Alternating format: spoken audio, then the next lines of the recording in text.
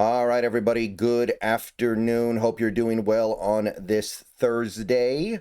We've got some news, some of it Seattle Seahawks related, some of it Seattle Seahawks adjacent, but regardless, all of it adds up to something. Not necessarily a huge amount, but something. So let's start with the update we got earlier today concerning the Seattle Seahawks directly. Uchenna Nwosu. Now, let me be very clear about this before I say anything else. This was fully expected. This was fully expected. Many people were talking about it through the offseason, and this is not indicative of things not being where we were hoping. But the headline sounds bad enough to get people's guard up a little bit, and I can understand why. So the headline is, quite simply, Uchenna Nwosu has landed on the PUP to start training camp. PUP is the physically unable to perform list. Basically, it's where you go when you're just not quite healthy enough to play football yet.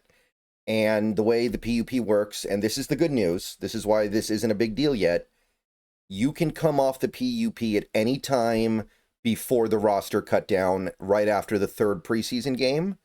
And it's like it doesn't affect anything. Now, the issue only becomes if you are still on the PUP after the 53-man roster cut down, you have to miss the first 4 games of the season, at least. And it could be more. And at a certain point, I think you actually have to be put on the season-ending injured reserve. Now, that's a ways down the line. I'm not even really thinking about that right now.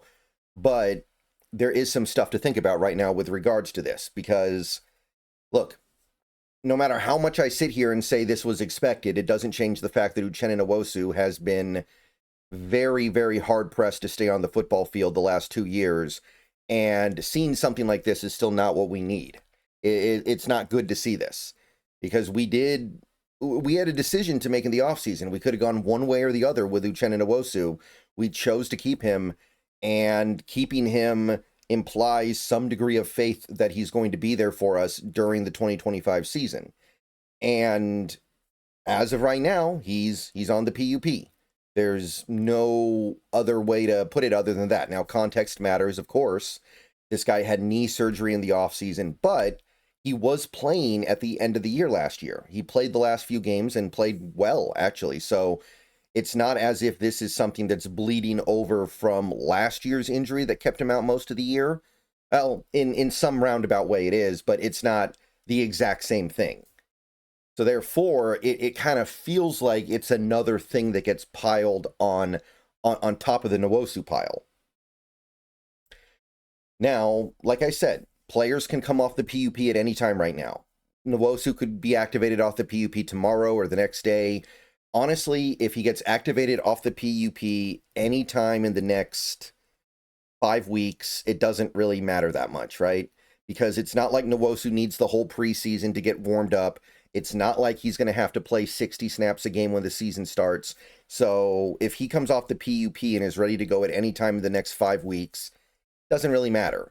But that actually has to happen at some time over the next 5 weeks, or else then we start to have a problem. Because with the investment that we made bringing Nwosu back, we didn't make that investment thinking that he was going to already be missing games to start the season.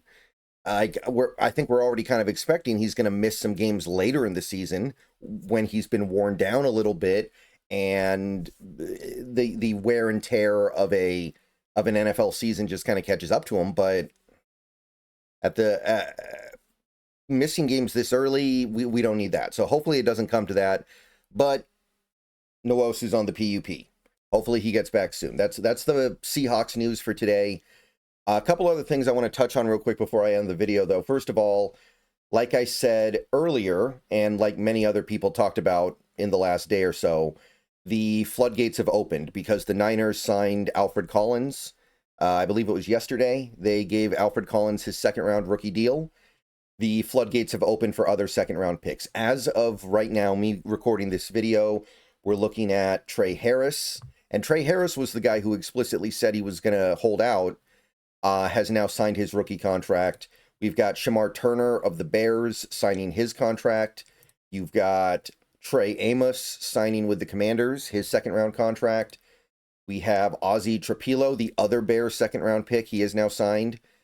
And let's see what else. Broncos, RJ Harvey. He's their second-round pick. He signed his 4-year deal today.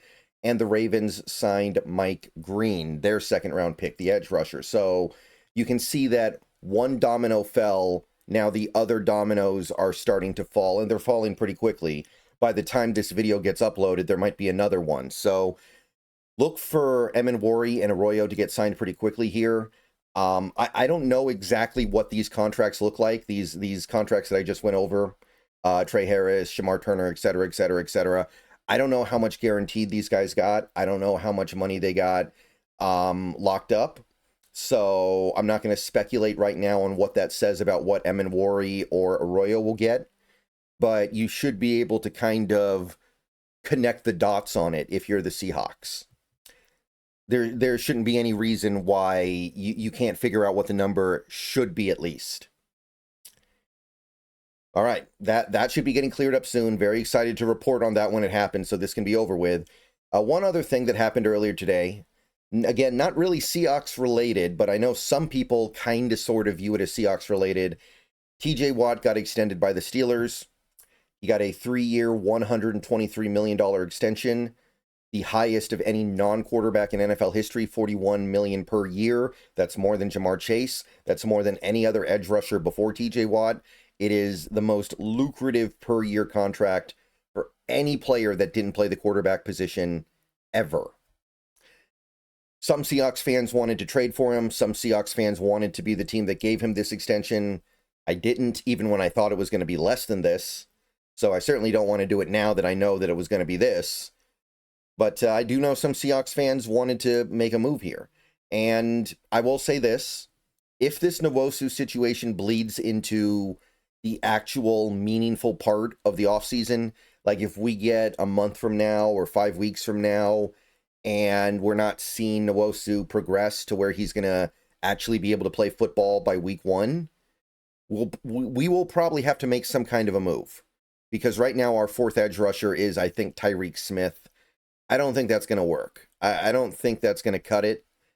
But I didn't really want it to be TJ Watt. And I don't think most people wanted it to be TJ Watt, in fairness. But I know some people did. There was at least some interest here. I just think that at his age, given the fact that he doesn't have a completely clean bill of health in recent years anyway, this is not the deal you want to be making. Again, I've always been, if you're going to take the big swing, then dream a little bigger, go for Micah Parsons. I even think maybe Trey Hendrickson would make a little bit more sense than Watt, although, again, it depends on the money. Hard to know what these guys are actually going to want. But, yeah, that's what I got to say about that. Again, not really Seahawks related, but it kind of sort of is in a roundabout way.